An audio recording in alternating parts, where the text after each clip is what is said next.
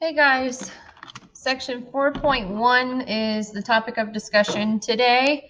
And this is us talking about maxes and mins and how we can find them on our own. Okay, hopefully you appreciate this meme at the beginning. I thought it was pretty funny. Here we go. So basically there's a whole lot of words on this page that mean essentially something very simple. A function has a max, an absolute maximum if you have the highest point on the whole graph. An absolute minimum is the lowest point on the whole graph. And then there's things called local maxes and mins, and that simply just means that maybe it's not the highest point on the graph, but it is like a peak. So we would call that a local or a relative maximum, and same thing for minimum. FYI, the word extrema is the word that we use when we're talking collectively about maximums and minimums. So if I say find the extrema, that means find all the maxes and mins that you see. Here's a diagram that you're probably going to want to jot down, identifying some key points. And I just realized I wrote this wrong, with maximums and minimums. So this has absolute max and min, local max and min. And I just want to point out one thing. Absolute highest and lowest points, those can occur on an end point of a curve.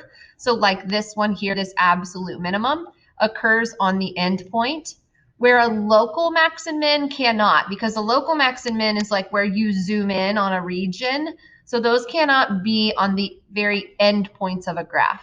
For example, this point here at the very edge of this curve, it would be technically, I guess, the peak in that region, but it can't be classified as a local maximum because it's on the end. Okay.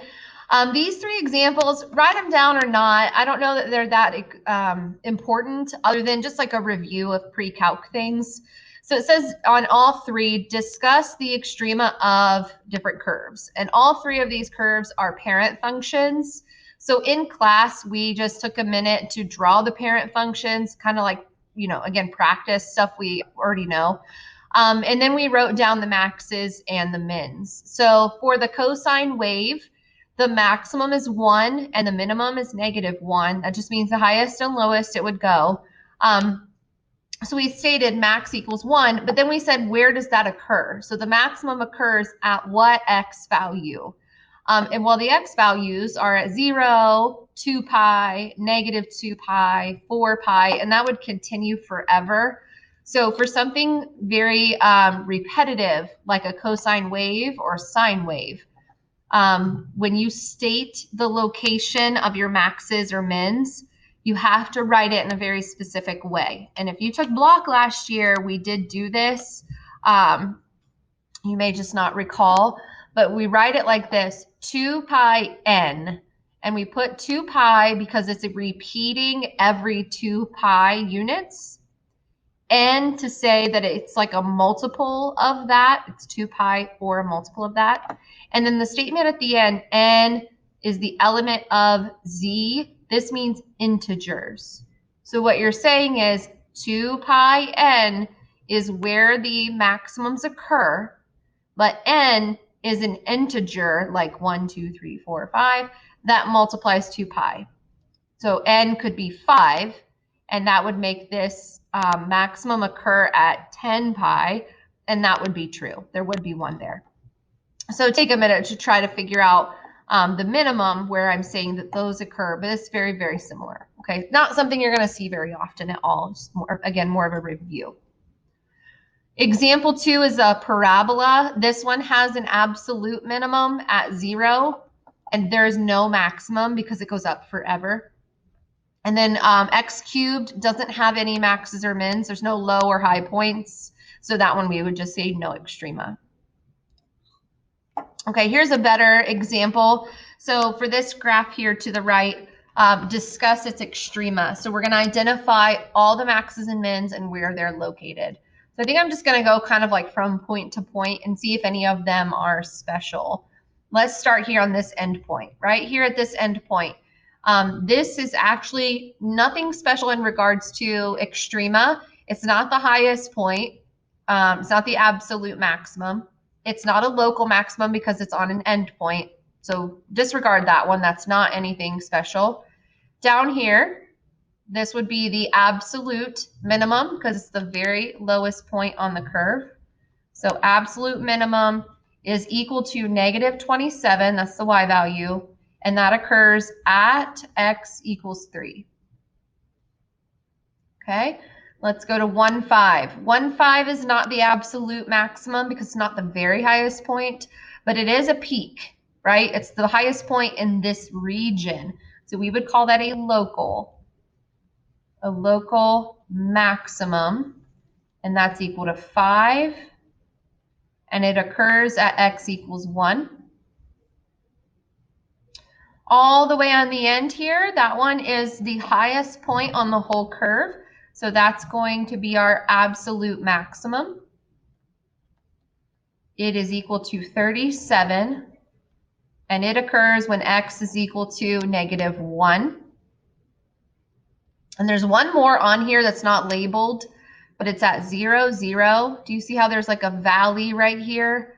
So this is a local minimum because it's the lowest point in that area. And that is the local minimum is 0 when x is equal to 0. Okay. Along that same topic is the extreme value theorem. So the extreme value theorem says that if you have a continuous curve, a smooth curve, and it has a closed interval. So let's say you're looking at the sine wave, but you're going to zoom in and just focus on a certain area in that sine wave. That's what a closed interval would be. Then if you're doing that and you know it's continuous, then there must be an absolute maximum and an absolute minimum in that interval. So here are 3 different ways that could look. In the first diagram, there is a closed interval, a smooth curve. The absolute maximum is occurring at C, and the absolute minimum is occurring at point D, okay? Within, basically inside of the curve, in the middle. It could also look like this middle diagram. So in this middle diagram, C is the maximum, and that's right in the middle of the curve. So that's your absolute max. But the absolute minimum occurs on the end point, which that's fine because it's an absolute min. If it was local, you couldn't have it occur on an end point. Okay? And then the third possible option is that maybe you have 2 maximums. So you have point C, they're calling C1 and C2. These are both absolute maximums because they have the exact same y values. And then D is right here in the middle. This would be your absolute minimum. Okay, nothing real crazy with this theorem. It's not exactly something that you're going to memorize. It's more of like an idea. So if you know that if you're presented with a curve that's continuous, there should be an absolute max and an absolute min. So you don't have to. It's just something to keep in mind, I guess. Here's a counterexample to the extreme value theorem. So basically, if a function is not continuous, like this first diagram, figure 6, there is no absolute maximum because it doesn't have a clear designated high point, I guess. You could say there's an absolute minimum right here on this endpoint, but there's no maximum because this is a jump in the graph and this is an open circle, which means it doesn't actually exist on the curve. So there's no max there. So that means it does not fit the extreme value theorem because it's not a continuous function. There's a jump in it. The second one is a continuous function, but it's not on a closed interval, meaning it doesn't have solid endpoints. This endpoint is an open circle. That's not a closed interval. This side, it goes to infinity, so that's not a closed interval. And therefore, extreme value theorem does not apply, meaning there would not be a max or a min necessarily. There could be, but it's not guaranteed. Okay. So the extreme value theorem basically says that those two max and min things are going to occur, but it doesn't tell us where. It varies greatly. So a different theorem called Fermat's theorem tells us where those things could possibly occur. It says if a function has a local max or min, or even an absolute for that matter, and the derivative, if it has a derivative, then the derivative at those maxes and mins will be equal to 0. And let's just break that down a little bit. It's not complicated. It simply means if you have a maximum and you were to draw a tangent line, the slope of that tangent line would be 0 because you're at the top of a hill. Okay?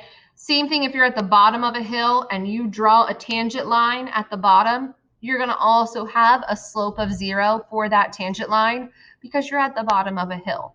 Okay? So this is something that we could use to mathematically help us find the location of these maxes and mins. It's wherever the derivative or the slope of the tangent line is 0. Okay?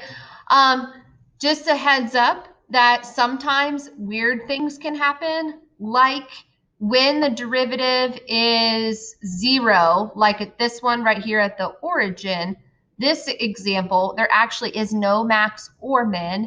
This is called something else that we're going to learn later, but this is not a max or a min. So it is possible that you have a situation where nothing happens, and I'll show you how to deal with that when we get to it here shortly. It's also positive that you could have a max or a min, like on the absolute value function. You have a minimum right here at 0, 0, but the derivative there does not exist because it's like a kink in the graph. You can't find the derivative unless you have a nice smooth curve. So that's kind of a different situation as well. So a max or a min can occur when the derivative is 0, but it can also occur when the derivative does not exist. Okay, so let's look at an example where we're going to try to work toward finding the location of maxes and mins without using a graphing calculator. So before that, we're going to say this: a critical number of a function is a number in the domain such that the derivative at that number is 0 or the derivative at that number does not exist. Okay? Critical numbers are where you start. You need to find these critical numbers, and one of them or some of them could be your maxes and mins. Okay? So step 1 to identifying these points is finding the critical numbers. Let me show you how to do that. Okay, so it says there's 2 conditions. Condition 1, the derivative is equal to 0. So we will start there. Okay, so we're going to find where f prime of c is equal to 0. Okay, where is the derivative equal to 0? So we need to find the derivative first. I really don't love the way this equation is written. It's messy, and it really, right now it implies product rule, and I'd rather not do product rules. So I'm going to go ahead and distribute this. It would be 4x to the 3/5 minus, we have to add the exponents here when we're multiplying. So that would be 8/5, I believe. Now let's go ahead and do our derivative. So we want to do f prime of x, derivative, multiply 3/5 by 4, and you get 12/5, 12 over 5, x to the, subtract 1, and you get negative 2/5, minus 8 over 5, x to the 3/5, I believe. Okay, so there's your derivative. We're going to have to do some algebra with it, so I'm going to rearrange and put things back into fractions, like this negative exponent here. So let's write it like 12 over 5x to the 2/5. Okay, still not making it look super great, but a little better, I guess. Okay, so the first condition of this critical number finding process is that it occurs when the derivative is 0. So this is your derivative. Set it equal to 0.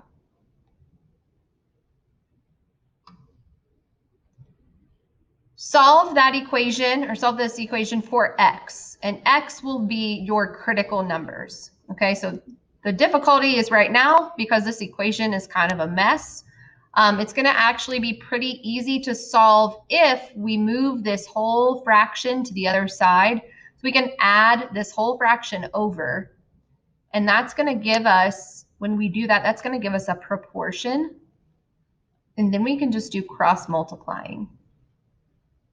So thank goodness, because this was looking like a big old mess.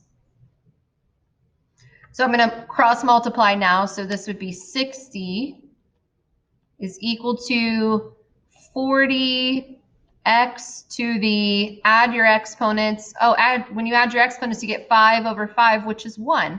Look how nice.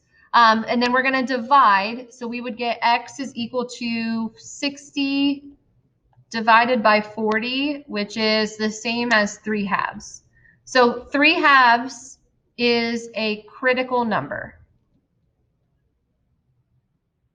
Okay, by the way, that doesn't mean that there's a max or a min there. It just means there could be. Okay, so it's just something to kind of keep in mind, I guess. That's step 1. Now, there were 2 parts to the critical number finding process. We just did the first part, and the first part was find where the derivative is equal to 0. But the second part is find where the derivative is d and e.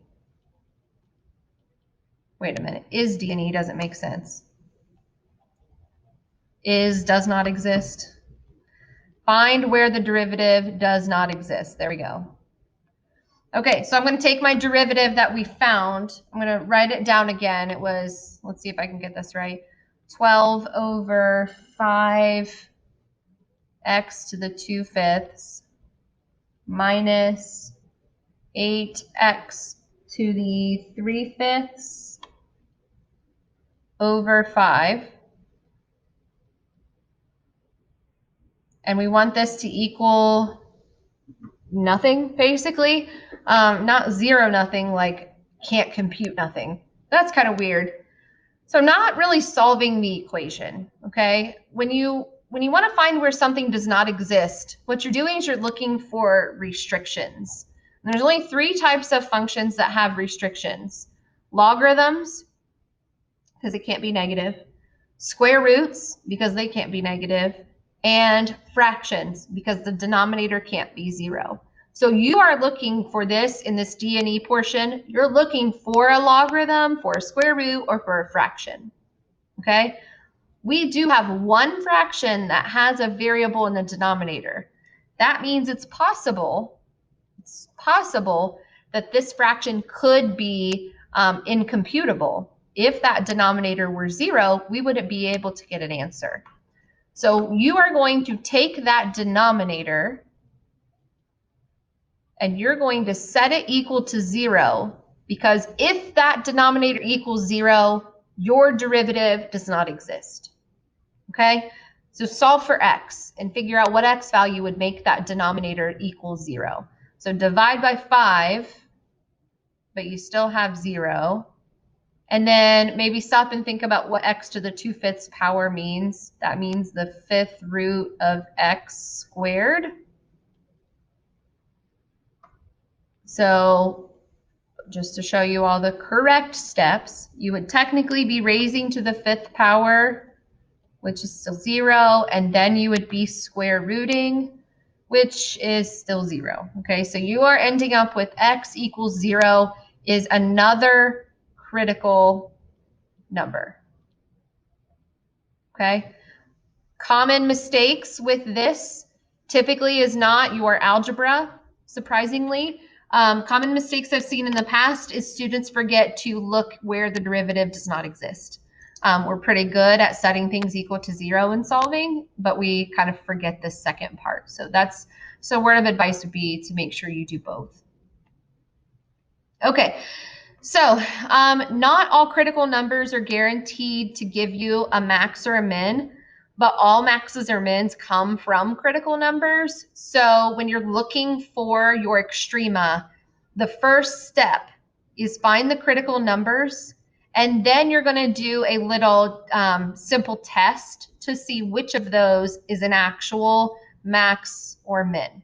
So I've got a 3-step process here for how to find your extrema. By the way, this is for absolute maxes and mins. We'll talk about local ones later. But for absolute maxes and mins, the process is step 1, find all the critical numbers like we just did. Step 2, find the values at the endpoints. Step 3, pick which ones are the biggest and the smallest. Okay, enough talking. Let's just do the problem. So for example 6, like I said, step 1 is find all your critical numbers. So that means we are going to need a derivative first. Thankfully, this derivative is so much simpler than the last one. And we're going to apply both conditions. So condition 1 is critical numbers occur when the derivative is 0. So let's solve that equation. I'm going to factor out a 3x from each term. And then that gives me x equals 0 and x is equal to 2. So these are both critical numbers. Okay? Next, you're going to find where the derivative is d and e. Now, when you're doing this, you got to actually stop and think about what you're doing. When a derivative does not exist, that means that it has a logarithm, a square root, or a fraction with a variable in the bottom. You have none of those things here.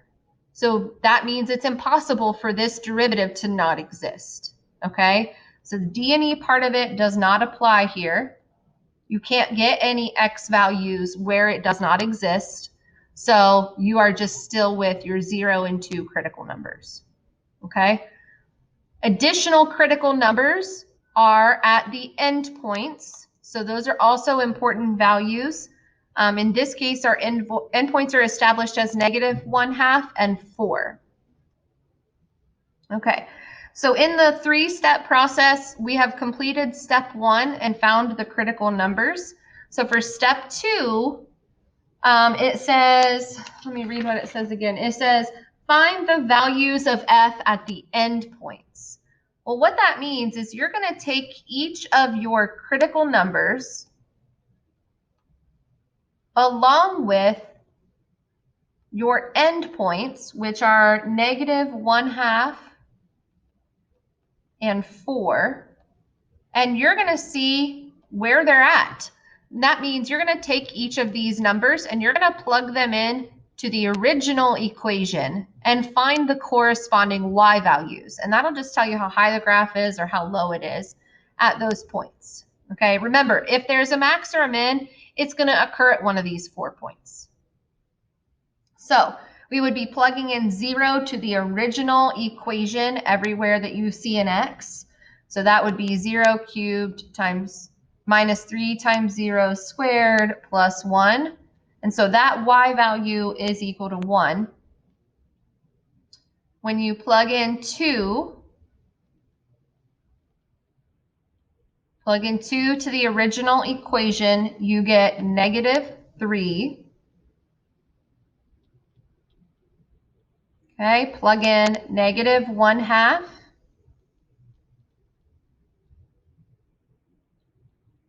And you get 1/8.